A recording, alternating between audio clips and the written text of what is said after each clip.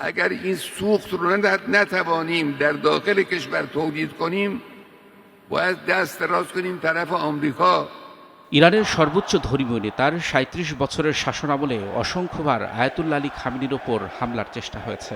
১৯৮১ সালে মসজিদে এক বোমা হামলায় গুরুতর আহত হলেও দমে না গিয়ে মাসুদ পেজেশকিয়ান সহ মোট ৬ জন প্রেসিডেন্টের সময়কাল শাসন করেছেন এই প্রভাবশালী ব্যক্তিত্ব। গত জুন মাসেও সরাসরি তেল আবিবের সঙ্গে সংঘাতে জড়িয়ে নিজের শক্তিমত্তার জানান দিয়েছিলেন তিনি। অবশেষে যুক্তরাষ্ট্র ও ইসরায়েলের আগ্রাসনে নিভে গেল খামেনি প্রদীপ। মৃত্যুর আগ মুহূর্তেও তিনি রাষ্ট্রীয় কাজে ব্যস্ত ছিলেন। খামেনিকে হত্যার পরও থেমে নেই ইসরায়েলি আগ্রাসন। ইরানের পশ্চিম ও মধ্যাঞ্চলে ৩০টিরও বেশি লক্ষ্যবস্তুতে হামলা চালিয়েছে ইসরায়েলি বাহিনী। হামলায় খামেনির মেয়ে, জামাতা ও নাতিও নিহত হয়েছেন।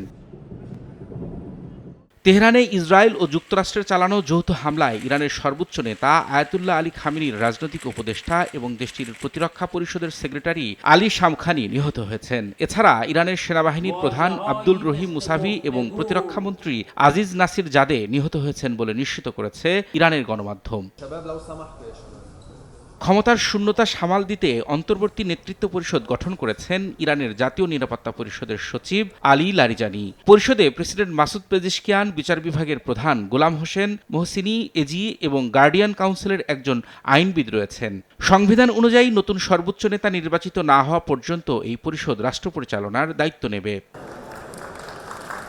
সর্বোচ্চ নেতাকে হত্যার উপযুক্ত জবাব দেওয়ার হুঁশিয়ারি দিয়েছেন ইরানের প্রেসিডেন্ট মাসুদ পেজেশকিয়ান। মধ্যপ্রাচ্যে অবস্থিত মার্কিন সামরিক ঘাঁটিতে বিশ্বের ইতিহাসের সবচেয়ে বিধ্বংসী সামরিক হামলার ঘোষণা দিয়েছে ইরানের বিপ্লবী গার্ড বাহিনী। এরপরই তেল আবিব সহ ইসরায়েলে গুরুত্বপূর্ণ স্থাপনা লক্ষ্য করে হামলার পাশাপাশি মধ্যপ্রাচ্যে মার্কিন স্থাপনাও নিশানা করে ইরান। সমগ্র ইসরায়েল জুড়ে বেজে ওঠে সাইরেন। দেশজুড়ে সর্বোচ্চ সতর্কতা জারি করেছে নেতানিয়াহু প্রশাসন।